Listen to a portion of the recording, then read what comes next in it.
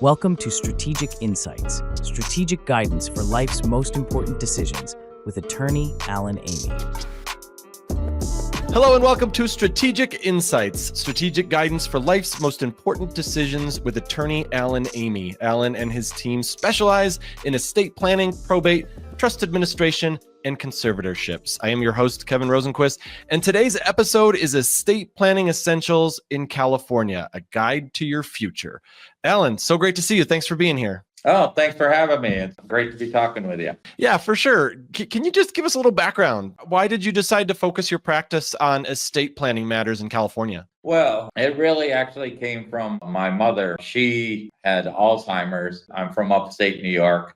And my sister really did a lot of the heavy lifting and taking care of her and all of those kinds of things. You know, she asked me to help out with some of the legal stuff because I was, the attorney brother. And so I went to go back to New York and help kind of get everything set up. I didn't think it would be that big of a deal when I, first went out there, but then really kind of sitting down and trying to navigate through everything. How can we get this paid for? How do we get stuff in place so she's well taken care of and all of that?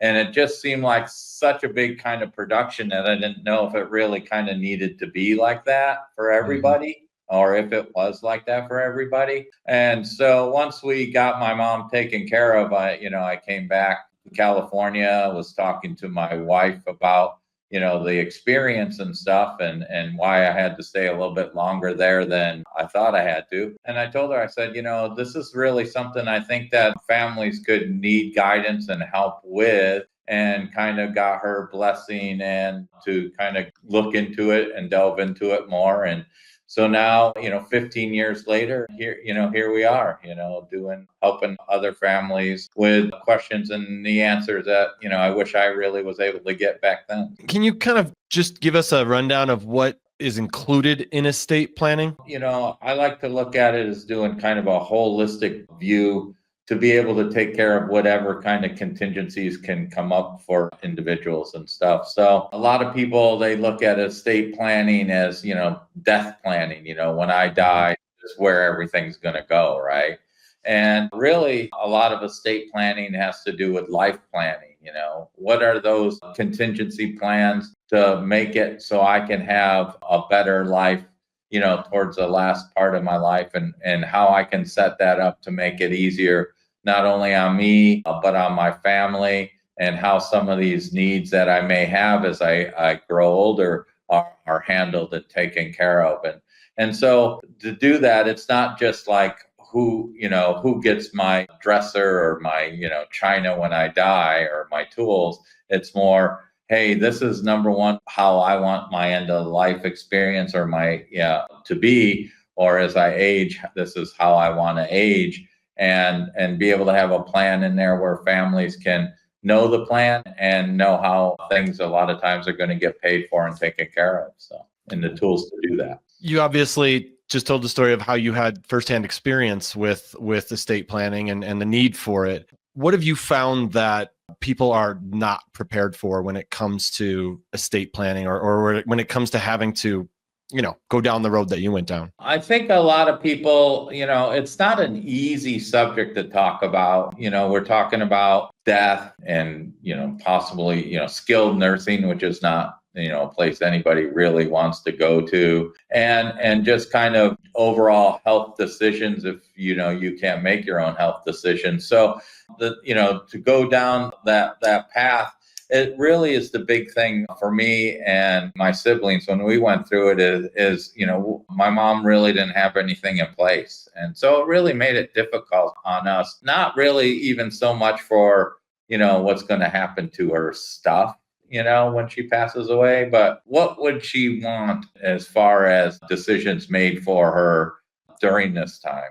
What would she think and would want? And that was something that really me and my siblings were kind of a lot of times the most anxious over. And then once we could even decide what, she would have wanted, it's just to be able to have the ability to kind of move forward and do what we thought her wishes were. It's just, without the proper documents in place, it just became a lot harder on us to be able to fulfill what we thought her wishes would have been. So, yeah. And when should someone start planning? Is it ever too early? No, it's not. It's never really too early to start planning for different things. Number one, you never know what life's bringing for you. Sure. But, I speak to young families all the time, and they're like, well, they think when they talk about estate planning that, while I don't have, millions of dollars or hundreds of thousands of dollars or anything like that, so I don't really have anything to really worry about or plan for. But, I talked to them and I said, well, you have your most precious possessions right there. You have kids, and if something happened to you and your spouse and you don't have a plan in place, what's going to happen to those kids? Who's going to take care of them? And so they, there's a risk of, they might have to go into foster care, or maybe, they end up with a family member who you didn't want them to have, be there. But, so that's one of the big important things, and then another statistic I heard recently was that there was 12 million people in the United States that currently are in skilled nursing. And about half of them actually are of working age, people who are just in accidents and that have to be there for rehabilitation or, just due to illnesses and stuff. So, the 6 million Americans, right now that need some sort of kind of maybe long-term care. And that's a big expensive burden on, especially a young family. And how does that get taken care of? And what, if it was the breadwinner, what kind of planning is there to be able to do those things and, do the things that you need to take care of them. So what does it look like when we fail to do proper estate planning? If you fail to do proper estate planning, some of the big issues, are in California, you would have to end up doing probate through your estate, which is a very expensive process and very lengthy process. Even a simple probate can take between 8 and 12 months. That's a long time for a family to, maybe not be able to get to some of the resources that they need, pay day-to-day living things. But also emotionally, you're going through that whole process and you have to go through to court all the time as kind of a reminder of, what happened. And so I find a lot of my clients that's a kind of a big problem and issue. And so, so that can be a problem. And then you have, if you die, what we call intestate with no plan or anything like that, the courts then determine, number one, who's in charge of your estate. And they have a formula for that. And they also determine who your heirs are, and who gets stuff. And a lot of times that's not a big problem, but, maybe you have a child or with special needs and they're getting benefits and they end up inheriting, money, even not even a significant amount of money. It doesn't take that much for them. They can lose those important benefits. And so they don't have, all of a sudden they lose their medical coverage and all of that just because they got even like $30,000, $40,000 in inheritance. So that can make it really, really tough on younger families, but also, older families and older people like me. You get an old guy like me, I have 3 wonderful children and, I want to make sure that stuff gets taken care of for them properly. And if I don't do it right, it could cost them, tax issues and problems down the road and headaches that they didn't really, want or need.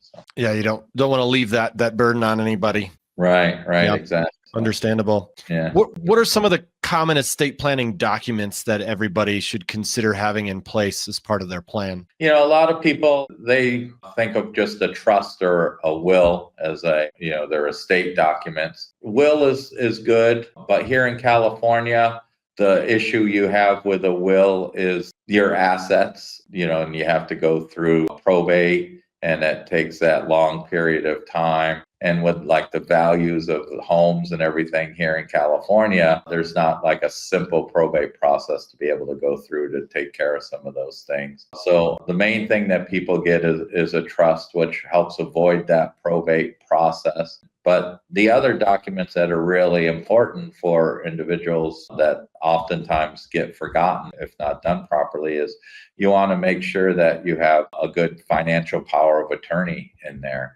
Because if you don't die, but you can't pay your bills or take care of things, you really want somebody to be able to do that. And it's best to always kind of pick who that person is beforehand instead of just throwing it out in the ether and, which family member is going to be the one that's stuck doing it. And then the other thing a lot of times is the healthcare directives. If something happened, to say me, and I was in a car accident, it's a tough decision for families to make what kind of care I want or what kind of care maybe I don't want. To throw that on one family member or an individual is always tough.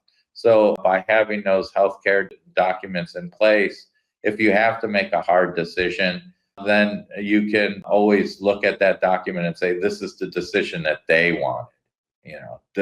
It's not really you making that decision.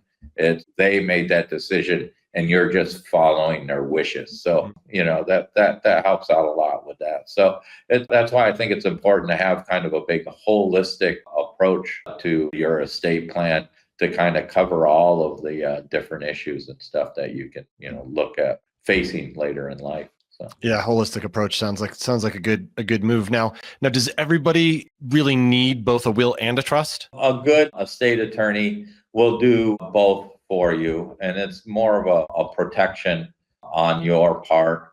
For example, a trust is like its own little entity.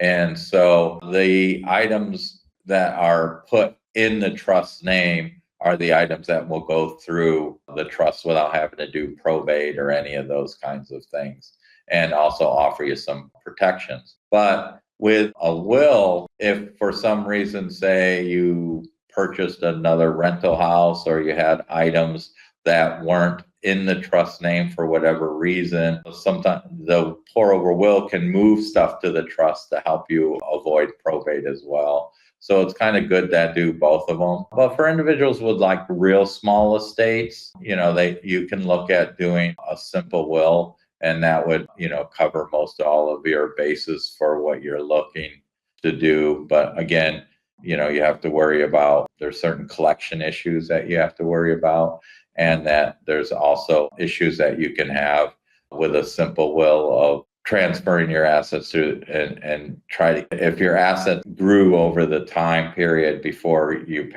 from the time you did the will to the time you pass away, and then all of a sudden you have to end up doing a probate. So and then causing your family that kind of headache, it can be a little bit of an issue as well. Do a lot of families come to you specifically for estate planning related to skilled nursing and long-term care? Is that a common thing that people put into their estate plans? Yeah. So for long-term care, it's a big concern for individuals. And if a parent or a family member just in general has to go into skilled nursing, it's stressful, just not, perhaps that spouse or the family member that's taking care of all of that, but kind of the whole family. There's a lot of questions that families have. How are we going to pay for it? Where can we get, my mom or dad the best care? Or, what's the, what money can be left to help take care of mom through all of this if dad has to go into skilled nursing. So a lot of families, come to me during that kind of emergency time and are like, well, now what do? We never did anything. And so now, dad has to go in the nursing home, and we're worried because, is she going to be able to keep dad's income in order so that she can still live at home?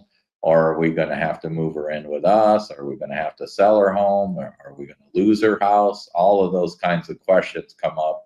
And all of those can be taken care of and fixed. It's just harder to do without planning than it is with planning, Mm-hmm. And so if you have the documents in place beforehand, a lot of those problems really, to be honest, become non-problems.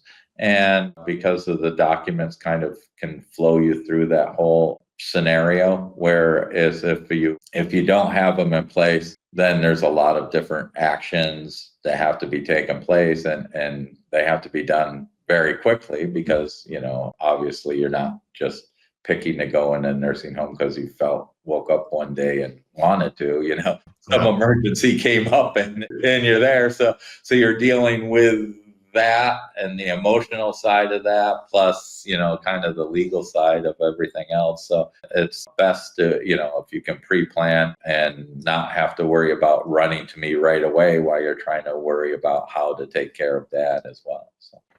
You see a lot of the ads for the do-it-yourself estate planning. I think LegalZoom has it and maybe some others. Can you talk about the dangers involved with that and why having an attorney guide you on these delicate matters is important? Yeah. So, you do see a lot of that, do-it-yourself stuff. And I don't want to bash anybody or say they're bad. I'm sure they've worked perfectly fine for a lot of people. There's other times when they haven't worked perfectly fine for a lot of people and they end up having to come to me, and that's where I can make a lot of money, trying to fix the problems. But really the issue with those kind of do-it-yourself plans are, I'm here in California, and California is very specific and different, and our laws are different from every other state as far as long-term care and even our, how trusts are worked and those kinds of things. So those do-it-yourself plans generally don't take into consideration, specific state laws. And the other issue with them is you really don't have the experience of a person who's gone through this, thousands of times, Right. I mean, and that's the big thing that I try to remember when I'm talking, to clients, and I tell my staff all the time, our clients who come to us, this is the first time they've ever had to face these issues. And it's stuff that keeps them awake at night and they're worried about it. And even though, they tell you and you think to yourself, oh, well, that's easy. We can do this and this and this, and it's all taken care of. They don't know that, and they don't know how we can fix those things or take care of them. And so, for us those of us who've gone through it, and my staff who work on these things, we've done a lot of these trusts.